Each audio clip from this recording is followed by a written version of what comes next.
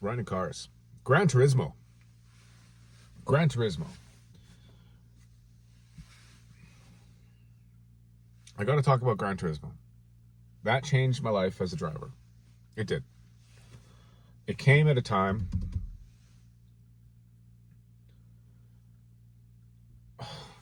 I'm not saying racing games in general. I'm talking about Gran Turismo.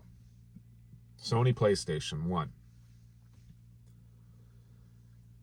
I wanted to play it, but I didn't want to invest in the whole console thing at the time. I was a young guy. And there were still arcades, and I enjoyed going to the video arcade. But I never played car racing games. I always tried them, and I never really liked them.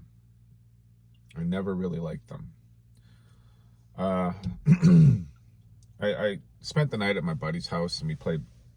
He got a PlayStation, and one of the games on there that we were playing was Gran Turismo. And I never ended up sleeping that night. I ended up playing that game the whole time. I never slept.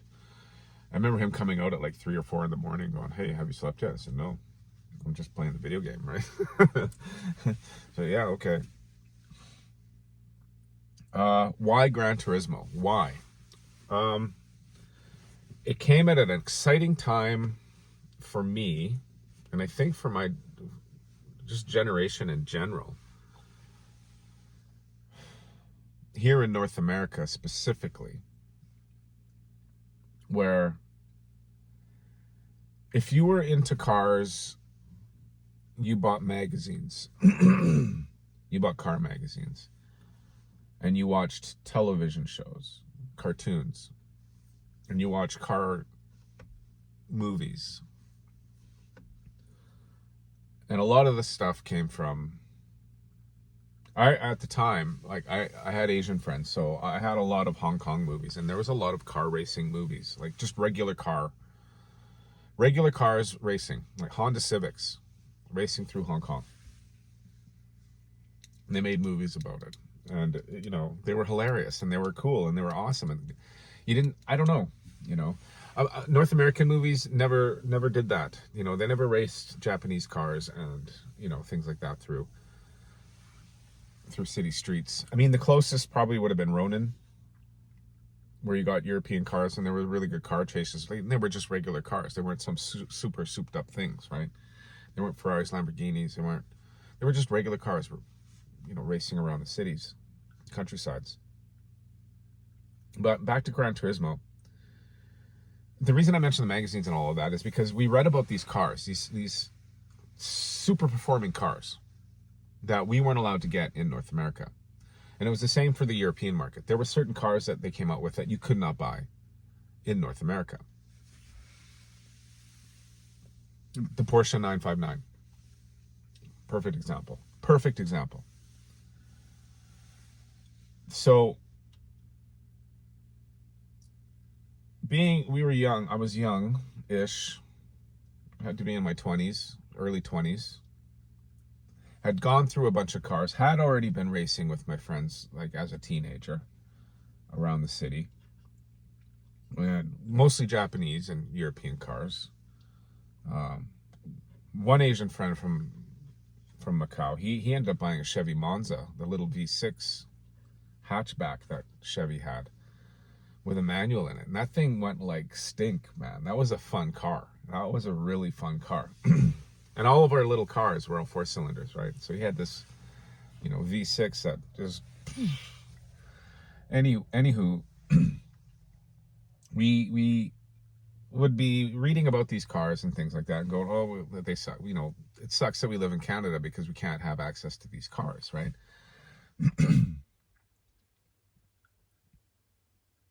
And then Gran Turismo came out. And every car you'd ever dreamed of as a regular car, a sporty version of a regular car, was in that game, and you could race them, and that made that game so fun. Not just because you could get the cars, but just the driving itself. Like, you had to get your license, you had to learn how to take corners, how to brake, you know, the whole thing. And just as somebody who loved driving, that was like the pinnacle at the time. At the time, that, I mean, that was the dream. Get to race all these regular cars around courses with against regular cars, and just drive the snot out of these things around race courses and have a great time. If you don't know anything about Gran Turismo, if you've never played it, if you don't know anything about it, it's a really good history of a game. You know, it's a really good startup story in the whole thing. You know, the guy worked 26 hours a day, and worked his team 26 hours a day to get this thing out for Sony. And it was going to be a flop. You know, no car racing game had ever made a company money something like that or whatever, right? Then this guy pumped this thing out kind of in record time for what he was doing, because there was so much involved. Because the cars handled well, they handled, you know, the whole thing. If you can ever, I suggest watching a documentary on it if you're into driving. I watched a similar documentary one time for the movie Ronin, and the sound guy who did the sound for all the car chases, and he went and he took you know, this was something in movie making. This was the first time this was ever done in movie making for car chases, right? He took every car that was in the movie and he ran them through all their gears and all their noises and everything like that, and recorded sound for all of this and edited that into the car chase scenes, which makes Ronin car chase scene the best, one of the best, if not the second best in the world, next to like Bullet movie, right? That's the reason why those car chase scenes in that movie are so good. Now, I'm saying that because the guy who did Gran Turismo did the exact same thing for each car. Did the exact same thing for each car in that video game. And so the real noises, the exhaust sounds, the whole thing, that's that, you know, yeah. It was a major achievement in video games, and it was a major achievement just for driving in general. I don't care if you play it. I don't care if you do. Gran Turismo 2 was just as good or better. And I never really followed it after that. And I'm saying this because I had a friend come to the island to visit me, and we ended up talking about PlayStation Gran Turismo, because we both like it.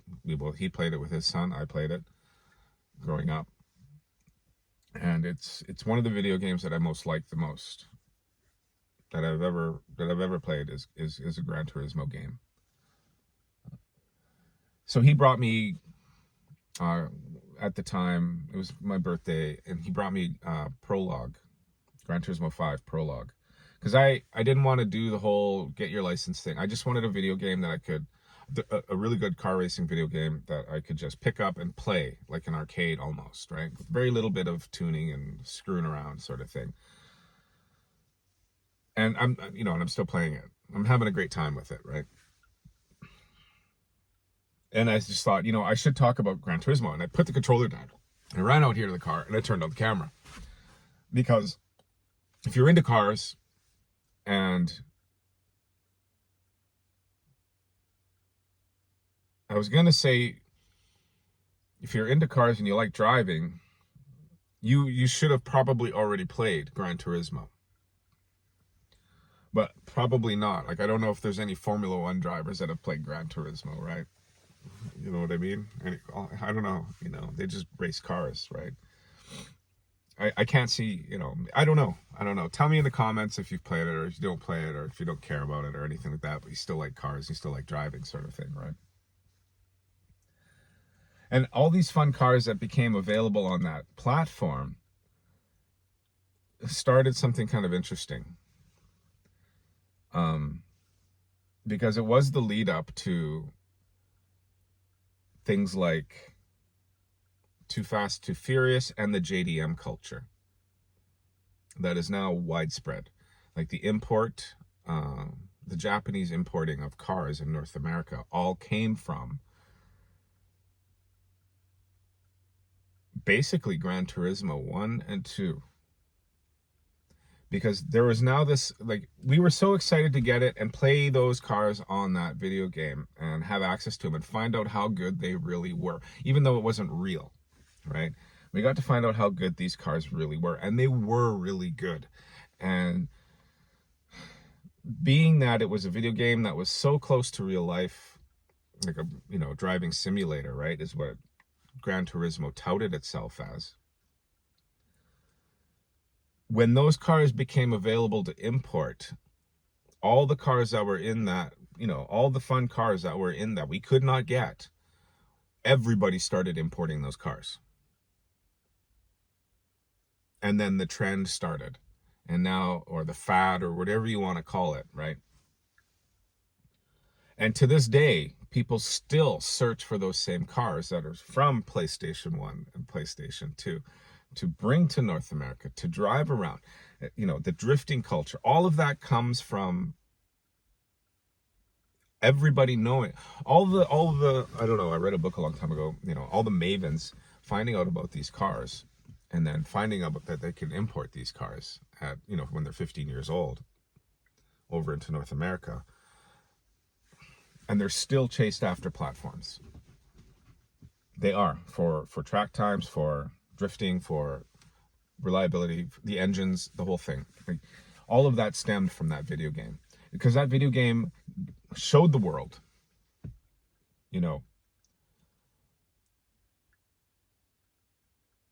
these amazing cars that people otherwise would not have known about. Like I said, back in the day, you would have had to have read a magazine that would have happened to have done an article on it. And then after that, nothing. You would not know where to buy. You would not know how to import. You would not know anything about these cars, right? And I swear to God, PlayStation did all the marketing for all the JDM culture. And even the Euro import culture, right? As small as it is. Yeah, and and it's funny because I don't know if I'm a purist or whatever. I don't know. I just, when it got to 3, 4, 5, 6, 7, whatever Gran Turismo is on now, and I just stopped being interested. I had, Gran Turismo 2 had the rally aspect. I think the hill climbs had a little rally thing in it, and that was enough for me. Really, that was enough for me. I was like, oh, this is cool. This is cool. This is done, right? Then I gave up my PlayStation 1 and yeah, never really looked back on it, because I'm like, I had my fill. This is as good as it was gonna get, sort of thing for me. And I actually have to focus on real life, not not involve myself into video games like this, right? Like I gotta earn a paycheck, sort of thing. Now the funny thing is too, is that with Gran Turismo and the fad that it did have and the following it does have, brought car nuts to motor racing. Like before, like I said, I think in other videos that I've made, it's impossible now to get involved in motorsports. Not that it's too expensive or anything like that. It's just that it's not available here in North America, especially here in Canada. There isn't a track nearby for most people where you can take your regular car and thrash it on a track on the weekend and then drive it to work on Monday. They don't have that here. And if it is, it is expensive to do that kind of thing. I mean, you go through tires, you go through oil change, you go through brakes, you go through, just damage and wear and tear and stuff like that on a car. But exponentially when you start treating it hard, right? But even still, they're removing tracks. They want, not because they're not make money necessarily, but because people don't want them around. They're noisy. People, But here's the thing. Gran Turismo is not real life, but it is. I heard a while ago, a long time ago, that Gran Turismo was going to put on this competition because they had a Formula One thing in the video game. Actually, Prologue has it where you can win the Ferrari Formula car, and then you can race other Formula One cars when you get to all the trophies, right? But Gran Turismo put on a competition with Formula One, with some Formula One teams or something like that, where all these kids would race each other in some sort of competition, and the winner would be chosen to drive for a Formula One team, a real life Formula One team. And that did happen. Now, I didn't know a whole lot about it. I just thought, hey, that's kind of cool. And then I forgot about it because I completely left the real world for a long time. But when my buddy came and we talked about Gran Turismo, and he said, hey, they made a movie of that competition Gran Turismo had. I said, what competition? He goes, where they all got together and they, the winner got chosen by a team to drive. And I said, oh, that really happened. And he said, yeah, it really happened. Some, a couple of kids. I think there was a couple of kids that were picked up by Formula One teams to go and drive for real life. I was like, really? And he goes, yeah, and they made a movie about it. And he showed me, the little clip of it sort of thing, right? And I was like, they made a movie? How come I haven't seen the movie? Where was it? Can I watch it? It had already left the theaters, or I think it was just ending in the theaters or something like that. And I never got to see it. I was hoping that I would pick it up on Prime or something like that, but it hasn't shown up. And I really haven't looked into it. I just thought, hey, that's really, really cool that a video game did that for somebody in real life. I thought that was amazing. And if you started watching this video and thought, oh, video games are stupid, but you stuck in here this long to listen to this little bit of a story, like, I don't know about Battlefield, COD, or Modern Warfare. I don't know about, I don't know what other video game has actually brought, your video game experience to compete where you get a job at the end of it for something that's tangible in real life other than Gran Turismo, right?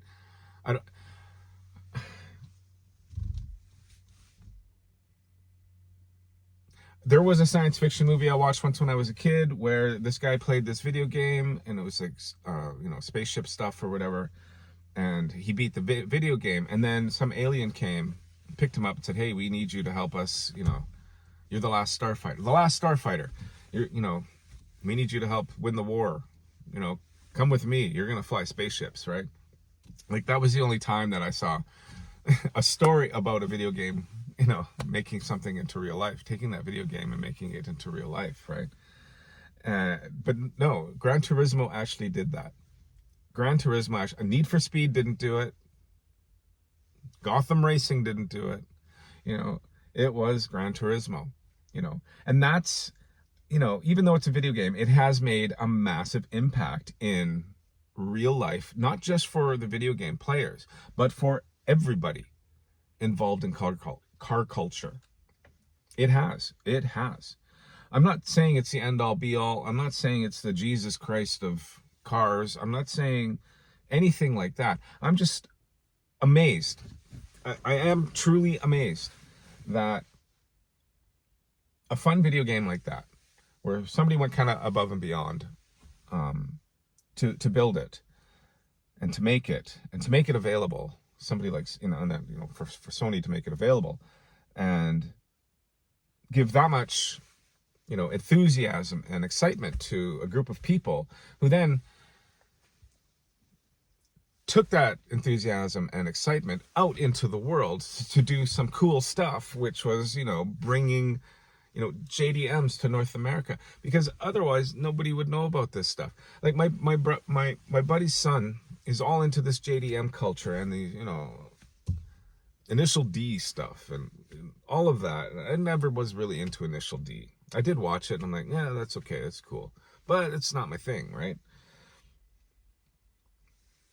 But that young guy, 15, 17, 18 years old, was, as a result of a video game that we enjoyed when we were kids. Like even my car magazine, when I had my car magazine, I talked to these guys who started importing, the Japanese stuff, right? That was when it was starting to become a thing. It was like, hey, this is cool. All these cool cars that we could play on PlayStation, on Gran Turismo, we now get to drive in real life. And that's what everybody was excited about. And when I said that, when I wrote that in my article, when I was writing about these Japanese importers, right? Japanese car importers. And I wrote that in like the first, I don't know, paragraphs, first couple sentences. I remember a PlayStation 1, Gran Turismo, and all these cool cars, and then blah, blah, blah. And then I had people come up to me and shake my, say, yeah, when you said that thing about PlayStation or the Gran Turismo and all the cars, that's exactly why we're doing this. This is exactly what's going on, right? And everybody was so jazzed, like, but the whole common ground came from Gran Turismo, the video game. Just putting regular cars in a video game that you could race around a track.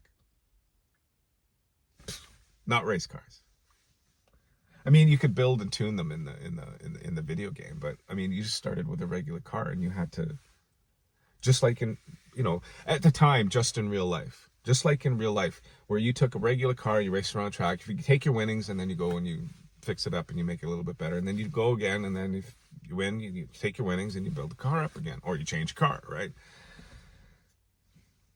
And it made it was that close. Like motorsports and Gran Turismo back in the day there, it was not true to life, but it was close, where you could tangibly go, I could do this in real life. I could take my car and go and race it for a year, and build it up for the next year, and build it up for the next year, and build it up for the next year, that kind of thing. But having access to those, the really cool, really good Japanese cars, bringing them over here and doing all that, everybody's grounded, platform was, hey, yeah, it was all because of Gran Turismo. Very strange, but very real. And I don't know if anybody, I'm sure other content creators and stuff, or people who have talked about Gran Turismo have mentioned this, right? Yeah. They probably have. I don't know. I haven't watched it, so I'm just this is my thoughts. This is what hit me, and that car, yeah, it made me excited for driving. Like, you can see, I'm excited, just to talk about the stupid video game, right? Like, it made driving fun. It did. It made driving regular cars fun. And that's what I like. That's what this is about. That's why I'm not actually going out to exotic car clubs and things like that, because I don't know, I could. It's not my thing right now. I'm not.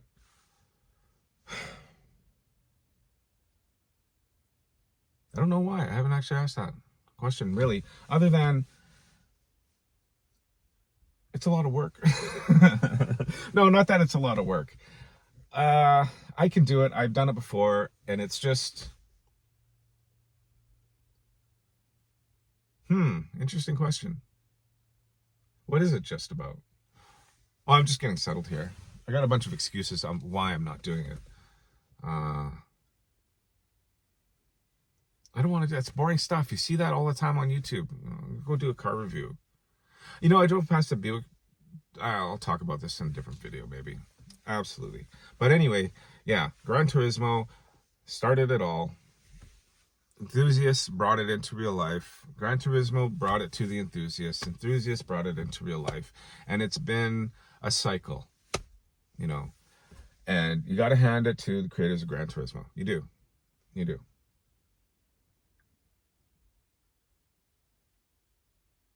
Check it out. Check it out. I know there's some diehard enthusiasts of Gran Turismo. I just watched a video a couple of days ago of, you know, them driving on different servers and stuff like that. And I was like, oh, okay, this is like real life stuff. These guys think they're really car racing. I was like, I wonder how much they get paid for doing this. Probably nothing. Just YouTube views sort of thing. But that's how much fun and exciting the game is, I guess. You know, I haven't played it. Like I just play the 5 prologue, right? Just drive some old Corvette or some old Skyline, right? It's fun. All right. Hit the like button if you heard something you like. Leave something in the comments for somebody else to read. And yeah, I'll catch you on the next one. Thank you very much.